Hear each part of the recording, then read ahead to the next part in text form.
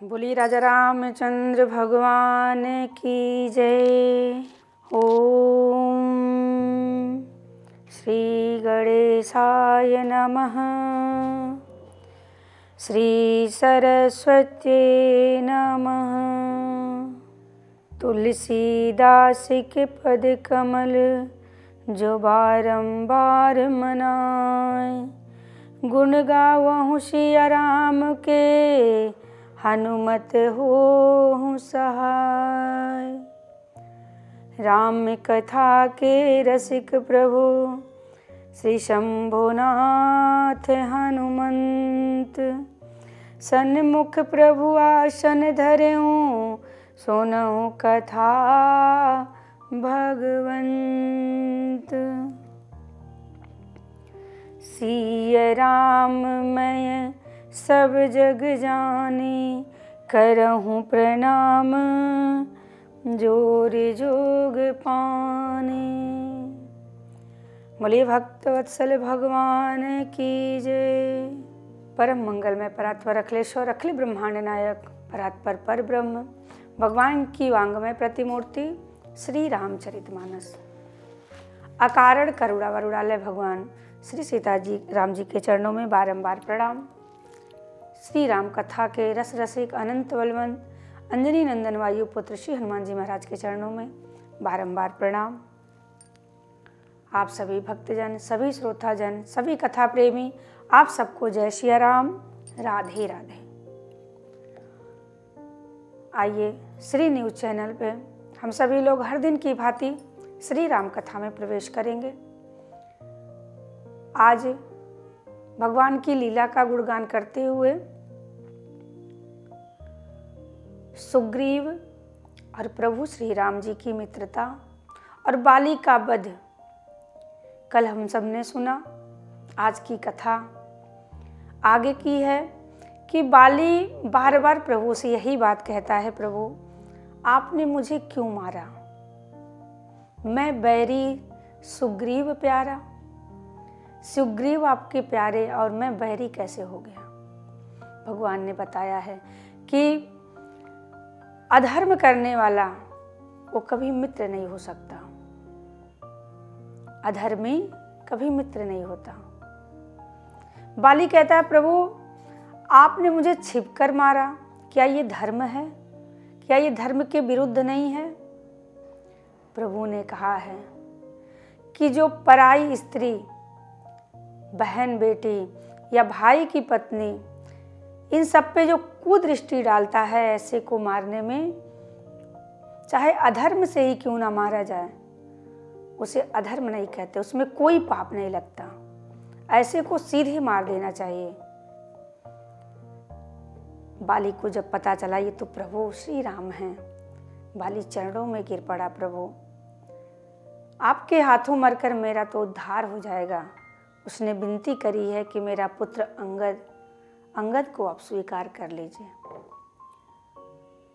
प्रभु ने परम गति प्रदान की है बाली को और सुग्रीव से कहकर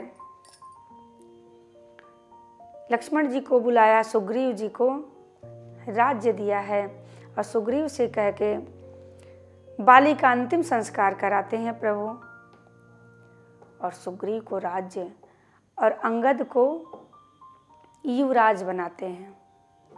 देखिए यहाँ एक बड़ी गूढ़ बात है कि जब लक्ष्मण जी से प्रभु श्री राम कहते हैं कि लक्ष्मण जाओ सुग्रीव को राजा बना दो, राज्याभिषेक कर दो, तो लक्ष्मण जी बोले ठीक है। और कुछ धीरे से प्रभु ने कहा, अब वो कौन सी बात कही।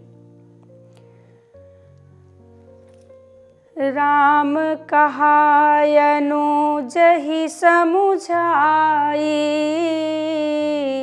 राज देहु सुग्रीव वही जाई। राम सिया राम जय जय राम।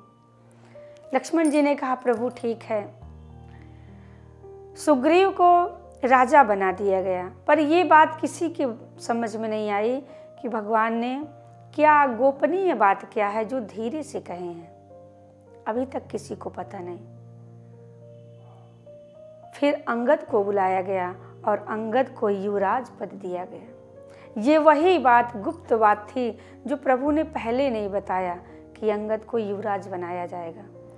किसी ने कहा, प्रभु आपने पहले क्यों नहीं बताया, आपने इस बात को गुप्त क्यों रखा।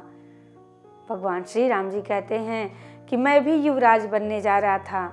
चारों तरफ ढोल नगाड़े बजने लगे, खुशियाँ फैल गई चारों तरफ, सब बड़े प्रसन्न थे और अगले ही क्षण हमें वनवास जाना पड़ा। इसलिए कोई कार्य जो अच्छा करना हो, जब तक पूर्ण ना हो जाए तब तक शोर नहीं मचाना चाहिए, तब तक किसी को नहीं बताना चाहिए। जब वो कार्य पूर्ण हो जाए उसके बाद सबको पता चले। हमारे समाज में भी कुछ लोग ऐसे हैं जो पहले ही शोर मचा देते हैं कि हम ये करने वाले हैं, और बाद में पता चलता है कि वो कार्य पूर्ण नहीं हुआ। भगवान राम कहते हैं कि यदि मैं पहले बता देता तो कोई न कोई बाधा आ जाती, तो युवराज पद अंगद को ना मिल पाता, इसलिए मैंने छिपाव किया। राम जी सुग्रीव को राज्य देकर अंगद को युवराज बनाते हैं और कहते हैं सुग्रीव से, देखो तुम मेरा जो काम है सीता माँ की खोज करना, तुम ध्यान देना और ध्यान से मेरी मदद करना। और अभी मैं 4 महीने तक रुकूंगा, जब तक बरसात है, उसके बाद सीता की खोज की जाएगी। भगवान एक गुफा में जाकर वही 4 महीने उन्होंने व्यतीत किया है। सुग्रीव को राजमहल मिला, परिवार, पत्नी, सब कुछ मिल गया। अब सुग्रीव अपने राज्य में खो गया। कहते हैं कौन ऐसा है जो राज्य पाकर मदहोश ना हो जाए। उसे होश ही नहीं था, याद ही नहीं था कि हमें कुछ प्रभु का कार्य भी करना है। बरसागत निर्मल ऋतु आई, सुधिन तात सीता के पाई। राम सिया राम सिया राम जय जय राम। सुग्रीवहु सुधि मोरी बिसारी, पावा राज कोस पुर नारी। राम सिया राम जय जय राम। प्रभु श्री राम लक्ष्मण जी आपस में बात कर रहे हैं, कह रहे हैं सुग्रीव एक बार भी खोज नहीं किया, 4 महीने व्यतीत हो गए, पूरा बरसात निकल गया, परंतु एक बार भी सुग्रीव पूछने तक नहीं आया। कहते हैं जब राज्य, धन दौलत, पत्नी मिल जाती है तो सब भूल जाते हैं। जब तक दुख आता है तब तक भगवान याद रखते हैं। जब तक हमारे जीवन में दुख है तभी तक हम प्रभु को याद करते हैं। जैसे दुख समाप्त, प्रभु को भूल गए। जब तक दोबारा कोई फिर से नया दुख ना आ जाए तब तक प्रभु को याद नहीं करते हैं। इधर विचार कर रहे हैं भगवान राम, क्रोध करके कहते हैं लक्ष्मण जाओ, सुग्रीव से कहना जिस तरह मैंने बाली को जिस बाण से मारा उसी बाण से मैं सुग्रीव को भी मारूंगा। महाराज लक्ष्मण जी कहते हैं प्रभु तो ठीक है, लेकिन प्रभु श्री राम जी ने कहा मैं कल मारूंगा। लक्ष्मण जी कहते हैं ये कैसा क्रोध है कि क्रोध आया आज और मारेंगे कल। चलिए कोई बात नहीं, आप नहीं मारने जाएंगे, मैं ही जाकर उसे मार कर आता हूँ। राम जी ने लक्ष्मण जी को समझाया, लक्ष्मण उसे मारना नहीं है, केवल समझाना है। जाओ और सुग्रीव को डरा कर आओ, बता कर आओ, क्योंकि वो मेरा मित्र है, मेरा सखा है। और इतना मत डरा देना कि वो डर के मारे भाग ही जाए। उधर श्री हनुमान जी महाराज सोच रहे हैं कि सुग्रीव अभी तक कोई खबर नहीं लिए प्रभु के कार्य के लिए। श्री हनुमान जी महाराज जाकर बताते हैं इधर लक्ष्मण जी महाराज पहुँचे हैं। धनुष चढ़ाई कहा तब जारी कहाऊँ पुरछार, व्याकुल नगर देख तब आयऊ बाली कुमार।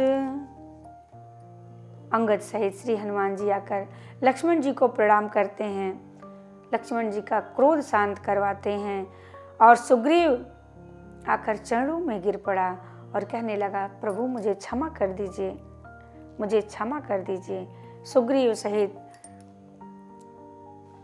हनुमान जी के साथ प्रभु श्री राम जी के पास आते हैं और सुग्रीव ने सभी बंदर भालुओं को इकट्ठा किया और सबसे कहा कि जाओ जाओ अलग अलग होकर सीता माँ की खोज करना और कोई भी बिना खोज किए वापस लौटकर ना आए।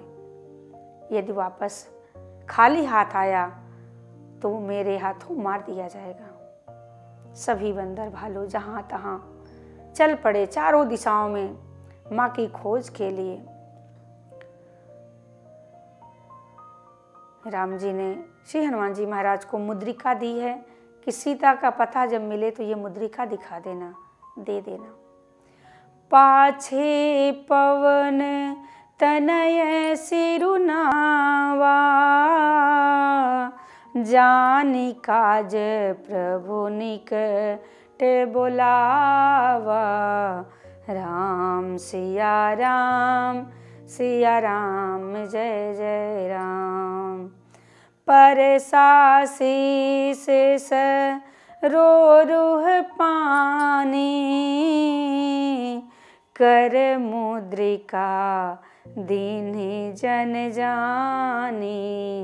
राम सिया राम जय जय राम। राम सिया राम जय जय राम। सब प्रणाम कर करके चारों दिशाओं में चल पड़े। श्री हनुमान जी महाराज अंत में प्रणाम करते हैं, भगवान राम उन्हें मुद्रिका देते हैं और हनुमान जी से कहते हैं, जाओ सीता को हमारी 2 बातें जरूर सुनाना। कही बल बिरह वेगी तुम आय हो, मेरे विरह का वर्णन, मेरे बल का वर्णन करना और जल्दी शीघ्र ही लौट आना। श्री हनुमान जी महाराज मुद्रिका लेकर चल पड़ते हैं। सभी बंदर भालू हनुमान जी के साथ दक्षिण दिशा की ओर जा रहे हैं। वन वन में भटक रहे हैं, इधर उधर भटक रहे हैं। सबको बड़ी प्यास लग गई, बड़ी प्यास लगी है। सब व्याकुल हो रहे हैं, मानो प्राण ही निकल जाएंगे।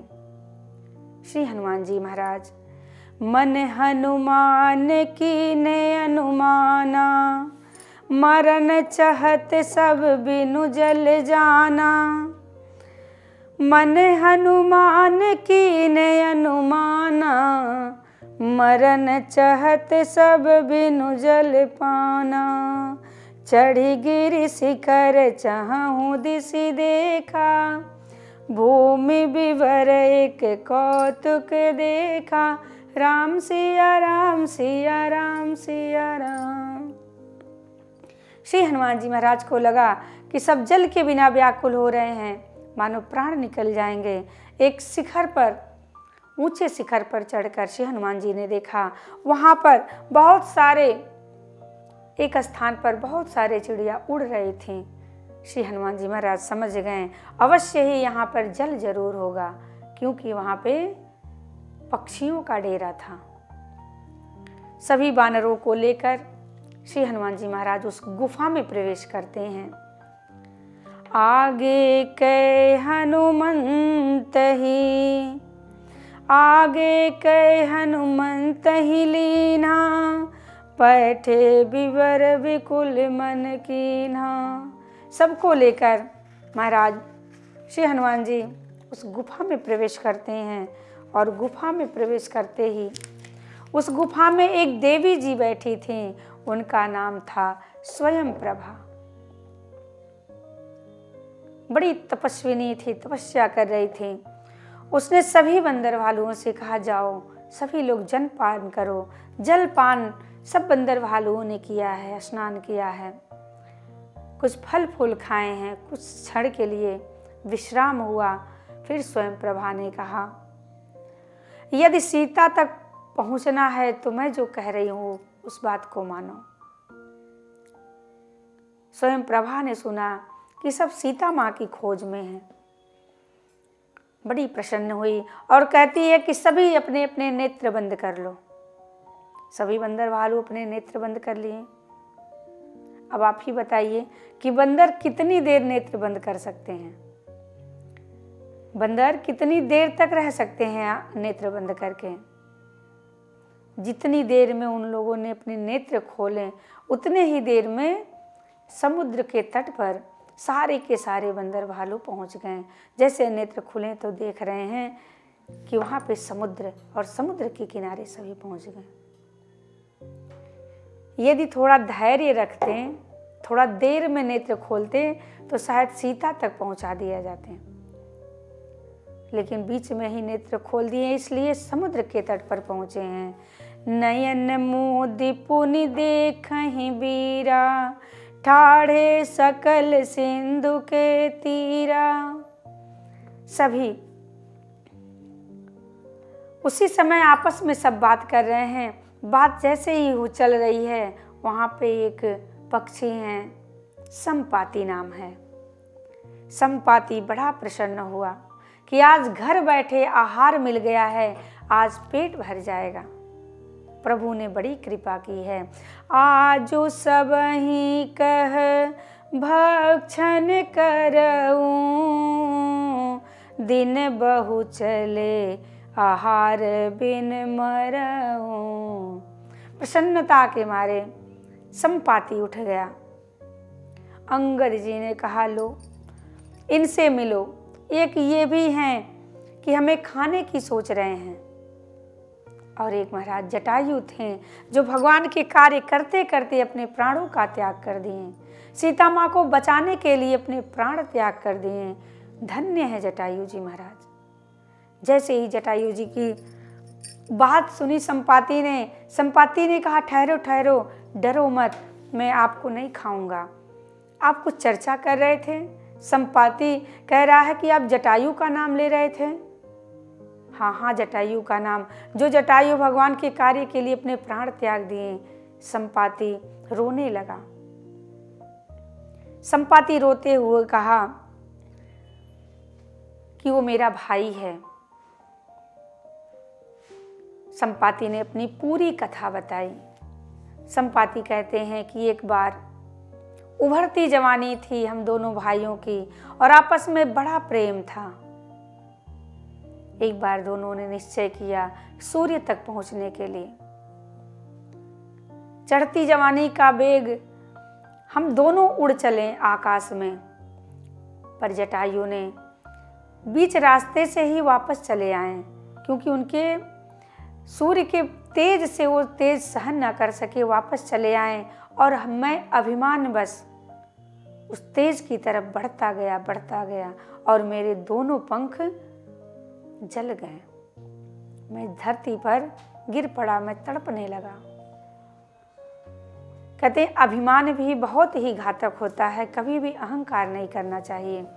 अहंकारी की यही दशा होती है। संपाति कहते हैं कि मुझे बड़ा अभिमान था, मुझे अपने ताकत पर बड़ा अभिमान था। कहते हैं कि पूरी कथा सुनाते हैं कि जटायु संपाति दोनों भाई हैं। कहते हैं तब से मैं एक जगह पड़ा हुआ हूँ, मुझे नहीं पता कि मेरा भाई कहाँ है, पर मैं आपसे विनती करता हूँ कि मुझे समुद्र के तट पर ले चलो, मैं तिलांजलि दूंगा और श्राद्ध करूंगा। देखिए भारतवर्ष के पक्षी भी कैसे हैं जो श्राद्ध करते हैं। संपाति ने पूरी कथा सुनाई है और अपने भाई की तिलांजलि देकर उसने कहा कि मैं आपकी कुछ सहायता कर सकता हूँ, पर ये शरीर बूढ़ा हो गया है, ज़्यादा तो नहीं पर थोड़ा बहुत तो सहायता कर ही सकता हूँ। मैं देखूँ तुम नाही गीधहि दृष्टि अपार। बूढ़ भयो नत करत्यो कछुक सहाय तुम्हार।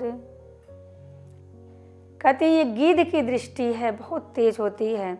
मैं देख तो सकता हूँ कि सीता माँ अशोक वृक्ष के नीचे लंका में बैठी हुई हैं, पर ये बूढ़ा शरीर होने के कारण मैं वहाँ तक जा नहीं सकता, अन्यथा मैं आपकी मदद अवश्य करता।